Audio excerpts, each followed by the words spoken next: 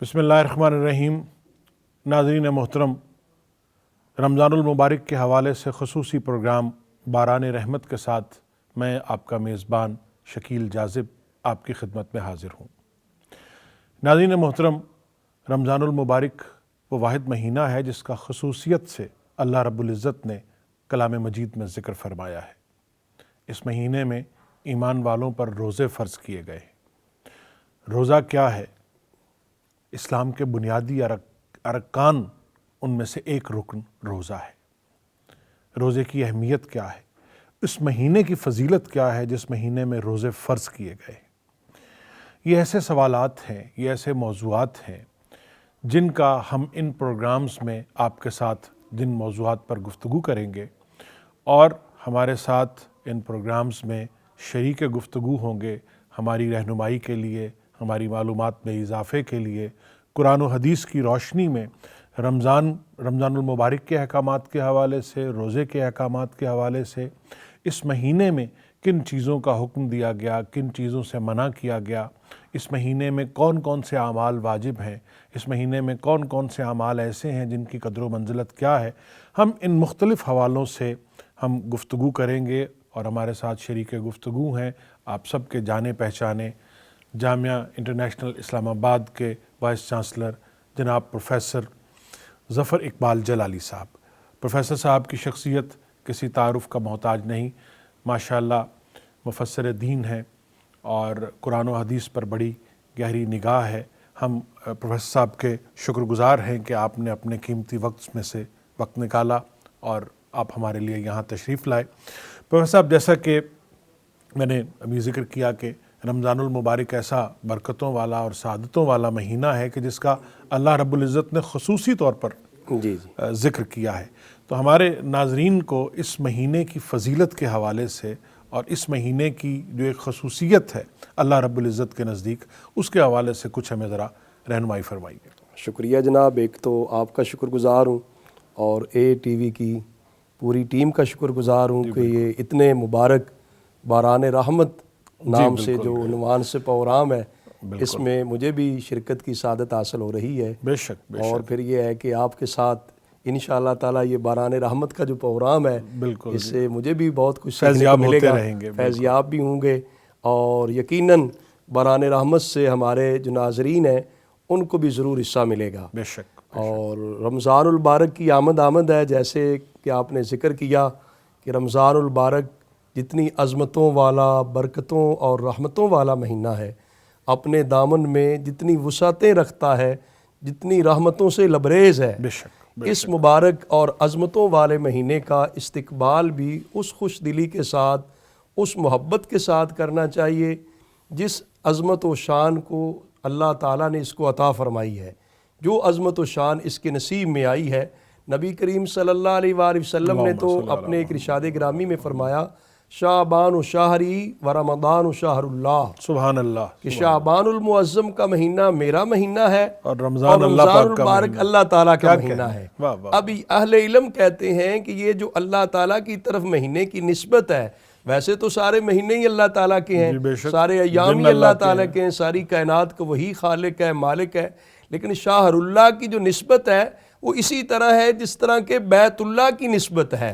وہ بھی ایک گھر ہے، لیکن اس گھر کی نسبت اللہ تعالیٰ کی طرف ہو گئی، دنیا کے سارے گھروں سے وہ ممتاز ہو گیا، منفرد ہو گیا۔ ایسے ہی شہر اللہ ہے رمضان المبارک، اس کو بھی عظمت اور شان اللہ تعالیٰ نے جو عطا فرمائی ہے وہ باقی مہینوں کو حاصل نہیں ہوئی ہے، اس لیے ہی اس کا اہتمام بھی زیادہ کیا جاتا ہے، اس کی انتظار بھی زیادہ کی جاتی ہے، اور اس کے آنے کے لیے پھر اہل ایمان جو ہے وہ ترس رہے ہوتے ہیں، تڑپ رہے ہوتے ہیں۔ اور میں تو سمجھتا ہوں اس کی آمد سے پہلے جو ایک مسلمانوں میں شوق ہوتا ہے، اس کے استقبال کا، آنے سے پہلے تیاری کرتے ہیں، اہتمام کرتے ہیں، اس کے بیک میں دیکھا جائے تو دعائے رسول صلی اللہ علیہ وسلم کا اثر موجود ہے کہ آقا حضور علیہ السلام جب رجب شریف کا چاند طلوع ہوتا،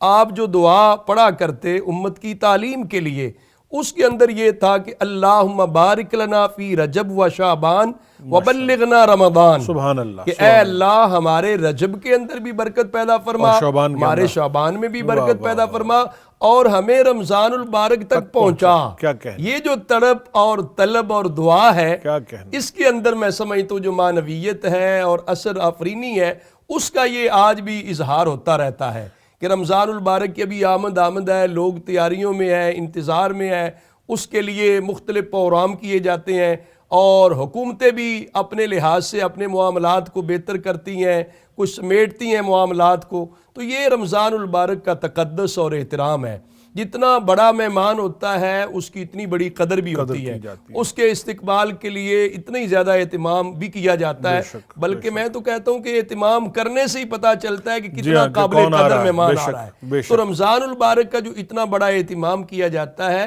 انتظام کرتے ہیں سیر افطاری کے لیے، گھروں کے اندر کتنی اس کی تیاری شروع ہو جاتی ہے، تو یہ سرکار دو عالم صلی اللہ علیہ وسلم کی دعا مبارک سے تو پتہ چلتا ہے کہ 2 ماہ قبل سے ہی اس کا انتظام شروع ہو جائے، کہ جو دعا آپ نے ارشاد فرما دی کہ اے اللہ ہمیں رمضان المبارک تک پہنچا،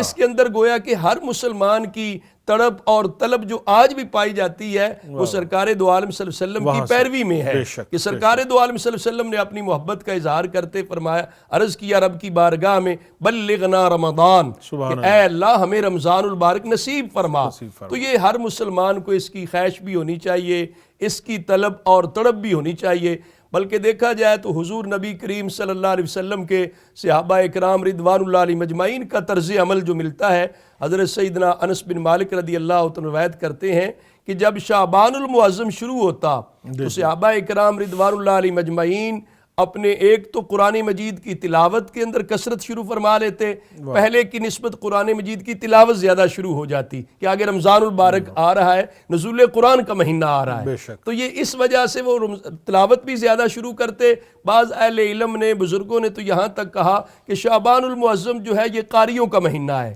رمضان المبارک میں جو تراویح میں قرآن مجید سنایا جاتا ہے اس کے لیے وہ باقاعدہ پہلے تیاری شروع ہوتی ہے، دور شروع ہوتا ہے، حفاظ کرام قراء حضرات جو ہیں اس کو ریوائز کرتے ہیں، پڑھتے ہیں تاکہ تراویح میں پڑھنا آسان ہو جائے، اور پھر جو حضرات جنہوں نے زکوٰۃ کی ادائیگی کرنا ہوتی وہ زکوٰۃ کی ادائیگی کرتے، بلکہ مسلمان حکمران کی جو تاریخ رہی ہے جن پر انہوں نے حدود قائم کرنی ہوتی حدود قائم کرتے، جن کو معاف کرنا ہوتا معاف کر دیتے، اور پھر اس کے علاوہ بھی جو لین دین ہوتا کاروباری حضرات کا، تاجر برادری کا، وہ اپنا لین دین بھی کلیئر کر لیتے تاکہ رمضان المبارک کے آنے سے پہلے اپنے آپ کو مکمل طور پہ اضافی اپنے معاملات کے سے الجھنے کی بجائے ادھر سے کوئی فرصت نکال کے رمضان کا استقبال ٹھیک کر سکے، رمضان المبارک کے آنے سے پہلے ہی اپنے معاملات درست کر لیے جائیں تاکہ رمضان المبارک کی جملہ عبادات اور معمولات جو ہیں ان کو خوش اسلوبی سے ادا کیا جائے، اور رمضان المبارک جتنی رحمتیں اور مغفرتیں لے کر آتا ہے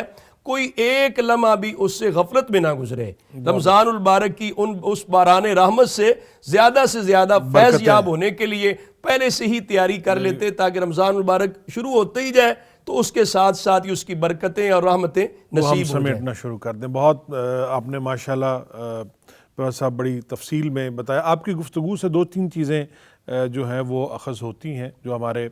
ناظرین کے لیے بھی بڑی اہمیت کی حامل ہیں، اور اس پہ میں چاہوں گا کہ تھوڑا سا آپ مزید ہمیں اس پہ روشنی ڈالیے اور رہنمائی فرمائیے کہ رمضان المبارک کے حوالے سے 3-4 نسبتیں جو ہیں اس مہینے کی فضیلت کے حوالے سے جن کا آپ کی گفتگو میں بھی اندازہ ہوا، قرآن پاک سے بھی اندازہ ہوا، کہ ایک تو روزے کا مہینہ ہے، کیونکہ اس ماہ مبارک کے دوران میں انسان روزے کی حالت میں ہوتا ہے، یعنی آپ باقی دنوں میں بھی روزے رکھ سکتے ہیں لیکن یہ روزے فرض ہیں۔ اور دوسری نسبت جو ہے وہ قرآن پاک سے ہے رمضان المبارک کی، کہ روایات میں یہ بھی آتا ہے کہ رمضان المبارک میں ہی قرآن پاک اترنا شروع ہوا، اور پھر جیسا بھی آپ نے ذکر کیا کہ حفاظ کرام جو ہیں وہ بھی رمضان المبارک کے مہینے میں قرآن پاک کی تلاوت کرتے ہیں۔ تیسرا آپ نے زکوٰۃ کا ذکر کیا کہ یہ مہینہ جو ہے اس کے ساتھ زکوٰۃ کی بھی نسبت ہے، اور اس کے علاوہ بھی جو یعنی کوئی اور نسبتیں جو شاید جیسے لیلۃ القدر کی ایک نسبت ہے جس کا قرآن میں خصوصی طور پر ذکر ہے، تو یہ 3-4 چیزیں جو ہیں جو رمضان المبارک کو زیادہ مہینوں سے باقی مہینوں سے ممتاز کرتی ہیں اور وہ کرتی ہیں، تو اس حوالے سے ان تینوں چاروں کے حوالے سے ذرا تھوڑا سا ہمیں یقیناً رہنمائی اس میں جو فرما آپ نے ذکر کی ہے، اس کے اندر قرآن مجید کے اندر اللہ تبارک و تعالیٰ نے جو رمضان المبارک کے روزے کی فرضیت کا ذکر کیا ہے وہ رمضان المبارک کا مہینہ ہی ہے۔ بے شک اور فرمایا رب تعالیٰ نے یا ایھا الذین آمنوا کتب علیکم الصیام کما کتب علی الذین من قبلکم لعلکم تتقون، اے ایمان والو تم پہ روزے فرض کیے گئے جیسا کہ تم سے پہلے لوگوں پہ فرض کیے گئے تاکہ تم پرہیزگار بن جاؤ۔ تو سرکار دو عالم صلی اللہ علیہ وآلہ وسلم نے بھی رمضان المبارک کے اندر جو معمولات رکھے، اس کے اندر رمضان المبارک کا روزہ اور اس کے ساتھ یہ نزول قرآن کا مہینہ ہونے کی وجہ سے قرآن مجید کا دور حضرت جبریل علیہ السلام کے ساتھ آپ کیا قیام اللیل کا بھی جس میں قیام اللیل میں بھی، اور پھر رمضان المبارک میں جبریل علیہ السلام سے دور کرنا سرکار دو عالم صلی اللہ علیہ وآلہ وسلم کا۔ اور قرآن مجید نے خود ذکر بھی کر دیا شہر رمضان الذی انزل فیہ القرآن، رمضان المبارک کا مہینہ وہ مبارک مہینہ ہے جو نزول قرآن کا مہینہ ہے۔ تو اسے رمضان المبارک کے روزوں کی وجہ سے بھی عظمت اور شان حاصل ہے، اور نزول قرآن ہونے کی وجہ سے بھی، اور پھر نزول قرآن جو ہوا وہ لیلۃ القدر کی رات میں ہوا، جو کہ حدیث شریف میں آتا ہے سرکار دو عالم صلی اللہ علیہ وسلم نے فرمایا تمہارے پاس شہر رمضان آ گیا، رمضان کا مہینہ آ گیا، اس فیہ لیلۃ خیر من الف شہر، ایک رات ہی اس کی ایسی رات ہے جو ہزار مہینے کی بات سے بہتر ہے۔ اور ساتھ آپ نے اس کی قدر و منزلت کو واضح کرتے یہ بھی ارشاد فرمایا کہ جو اس رات کی خیر اور برکت حاصل کر لے اس نے ساری خیر حاصل کر لی، جو محروم رہا وہ مکمل محروم رہا۔ اور یہ لیلۃ القدر میں ایک چوتھی چیز اس نسبت سے کرنا ضروری ہے کہ یہ رمضان المبارک کے مہینے کو یہ اعزاز بھی ہے جو آلیان پاکستان کے لیے ہے کہ یہ قیام پاکستان کا مہینہ بھی ہے۔ بے شک بے شک۔ ناظرین محترم، پروفیسر ظفر اقبال جلالی صاحب ہمارے ساتھ ہیں، اور ہم رمضان چونکہ شروع ہوا چاہتا ہے تو رمضان کی فضیلت کے حوالے سے یہ پروگرام ہمارا پہلا پروگرام جو باران رحمت میں آپ کی خدمت میں پیش کیا جا رہا ہے، اس حوالے سے گفتگو جاری ہے۔ ابھی وقت ہوا ہے ایک بریک کا، ہم دوبارہ آپ کے ساتھ ہوں گے، ہمارے ساتھ رہیے گا۔ ابھی ہم اس گفتگو کو مزید آگے بڑھائیں گے، حاضر ہوتے ہیں ایک چھوٹے سے وقفے کے بعد۔